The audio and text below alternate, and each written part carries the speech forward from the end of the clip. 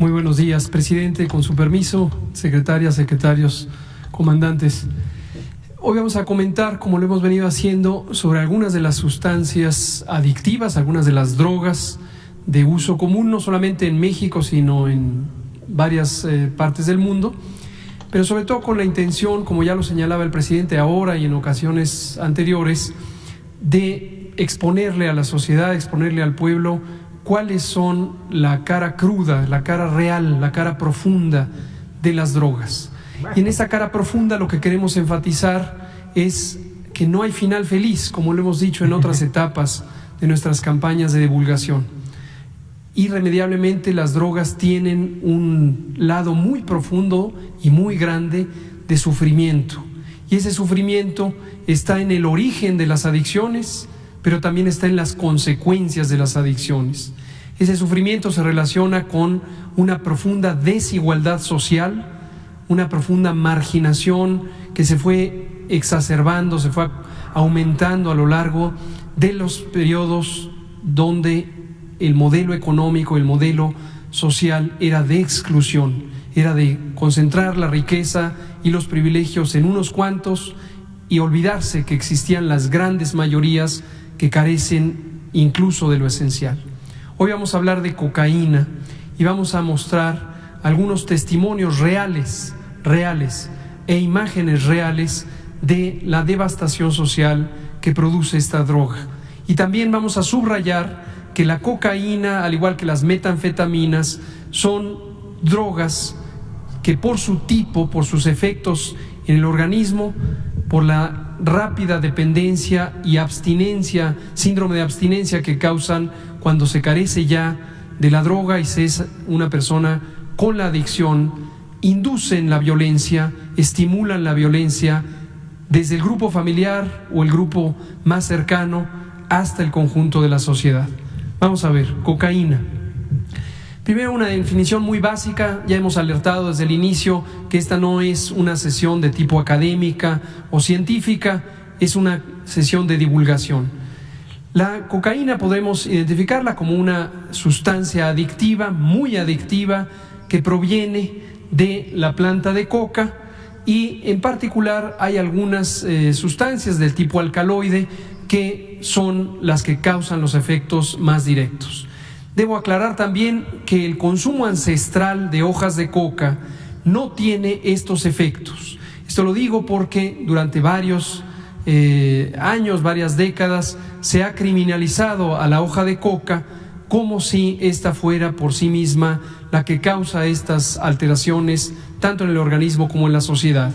Esto no tiene que ver. El consumo de cocaína, el producto purificado, el extracto, es lo que se asocia con los ritmos de la delincuencia y el daño social.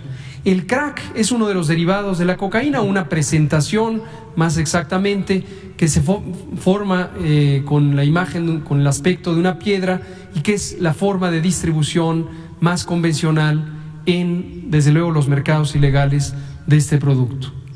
La siguiente. Debo decir también que la cocaína hoy día no tiene un uso médico, no es parte de la terapéutica médica. En la Ley General de Salud Mexicana, al igual que en otras legislaciones de otros países y también en el Convenio Internacional sobre Estupefacientes, se le considera un producto de no uso médico, fuera del uso médico, y en cambio un producto adictivo de uso ilegal. Algunos nombres que tiene de manera común en la calle: piedra, cebollitas, crack, perico, blancanieve, doña blanca, caspa del diablo, grapas, líneas, rayas, puntos. Y se presenta así como un polvo que en la siguiente imagen vemos algunos de sus formas de administración, de uso, de consumo más comunes. En forma aspirada a través de la nariz, en forma fumada también en distintos dispositivos como pueden ser pipas artesanales y otros. Su aplicación directa del polvo blanco en las encías y también inyectada, diluida con distintas otras sustancias, inyectada directamente en las venas. La siguiente. El uso continuo, por supuesto, tiene graves consecuencias, causa grandes estragos en la salud de las personas. Algunos de los elementos que podemos resaltar están aquí. Cuando se usa aspirada se pierde el olfato, puede ser de manera irreversible, causa sangrado de la nariz, un goteo frecuente y problemas para deglutir, problemas para tragar los alimentos o el agua. En forma ingerida puede causar un deterioro grave, incluso una emergencia del aparato gastrointestinal, del intestino, puede causar necrosis y requerir una cirugía urgente o sencillamente una alteración de largo plazo que cause diarreas y alteraciones de la digestión. En forma fumada causa tos, estimula el asma, provoca dificultad respiratoria y desde luego puede aumentar el riesgo de neumonías y con ello causar la muerte también de manera indirecta. Finalmente, en forma intravenosa aumenta grandemente el riesgo de que con las jeringas que se distribuyen entre personas usuarias se puedan dispersar infecciones como el virus de la inmunodeficiencia humana, el VIH, la hepatitis C, también infecciones bacterianas que pueden causar endocarditis, septicemia y nuevamente la muerte de manera indirecta. Un elemento que no está señalado aquí es que también, como la cocaína, produce una disminución del flujo sanguíneo, aumenta importantemente el riesgo de infartos cerebrales, infartos cardíacos, embolismo, tanto en la circulación cerebral como en las otras partes del organismo. La siguiente. En general, y esto es lo que queremos destacar, la cocaína causa un problema de dificultad de relacionamiento incontrolable. La persona que es adicta tiene tal avidez, tal necesidad de utilizar la droga que puede estar involucrada en el crimen sencillamente por el deseo de consumir la droga, de encontrar la droga. Pero también un asunto importante es que en los modelos de reclutamiento del crimen organizado se estimula esta idea que ya mencionaba al inicio de la conferencia el presidente, de lujo, de una aspiración a una vida mejor, un posible desarrollo. Y esto es una falsedad, porque la enorme cantidad de personas que trabajan en cierta manera forzadas en el proceso del crimen organizado para producir, distribuir o vender esta droga se encuentran explotadas y forman parte de los grandes grupos de la población que están marginados y se marginan más y se deterioran más cuando se involucran con estos productos. Ni se diga el rendimiento escolar, obviamente altera la capacidad de mantener la atención y la conducción del pensamiento y suele causar deserción escolar y bajo rendimiento. Y se rompen los lazos familiares o los lazos de amistad.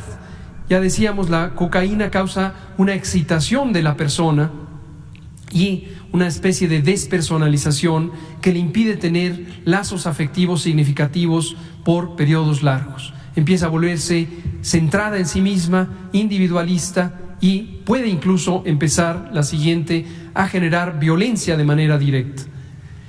Algunos elementos de riesgo para empezar la adicción o para involucrarse en estos circuitos de la adicción es la exposición a armas o entornos de armas de fuego en el seno familiar, en el seno comunitario, un hogar con violencia de género, violencia intrafamiliar. El exponerse a la violencia induce también una sensación de ansiedad o que puede derivar en la fuga y en el querer buscar tranquilidad en el consumo de drogas. Desde luego, el excesivo consumo de alcohol en el seno familiar o en el seno social aumenta también el riesgo de consumo de cocaína, como lo mencionamos para el caso de las metanfetaminas. Y un asunto importantísimo es relacionarse con personas, con amistades que consumen cocaína.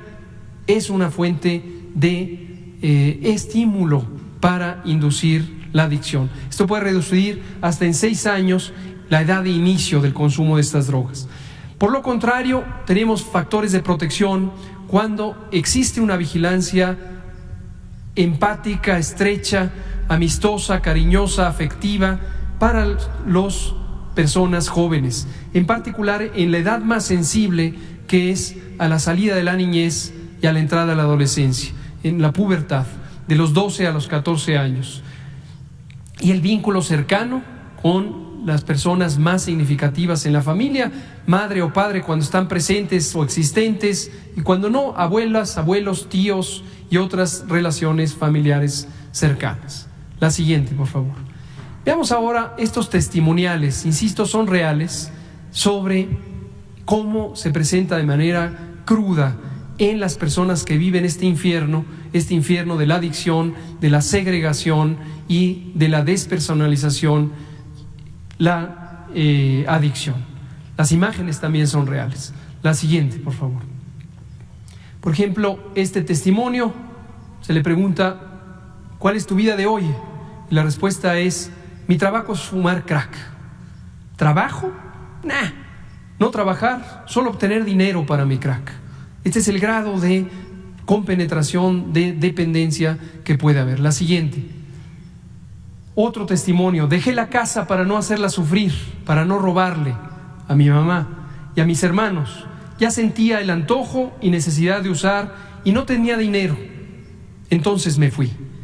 Muchas personas abandonan el hogar, abandonan los puentes de relación con la familia o con las amistades porque están urgidos de consumir y entonces prefieren escaparse. Obviamente escaparse a un mundo irreal que finalmente los lleva a una gran degradación personal y colectiva.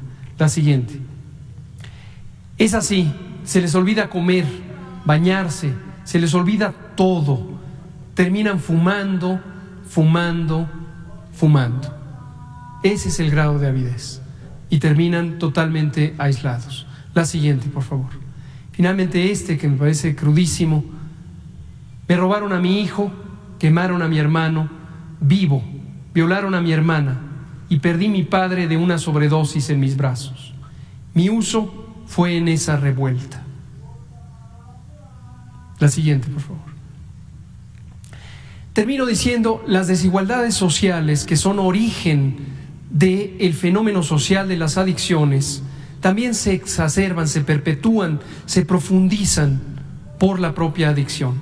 Hay un fenómeno de segregación social de la persona adicta que, si ya tenía graves y grandes carencias sociales y económicas, termina aún más marginado. Y esto lleva a un círculo, a una espiral sin fondo que obviamente termina en un desastre. La última es una síntesis de los elementos que hemos estado mencionando y que impulsamos en la Estrategia Nacional de Prevención de Adicciones Juntos por la Paz, que es la búsqueda de espacios donde se pueda apoyar a las personas y a las colectividades, a las comunidades, para realizar actividad física y deporte, para encontrar conexiones sociales significativas, un sentido de vida, un sentido emocional y afectivo profundo en el encuentro con sus pares. Actividades culturales, actividades de expresión artística, para encontrar una identidad propia en un contexto de amor, de comprensión, de inclusión. Gracias, presidente.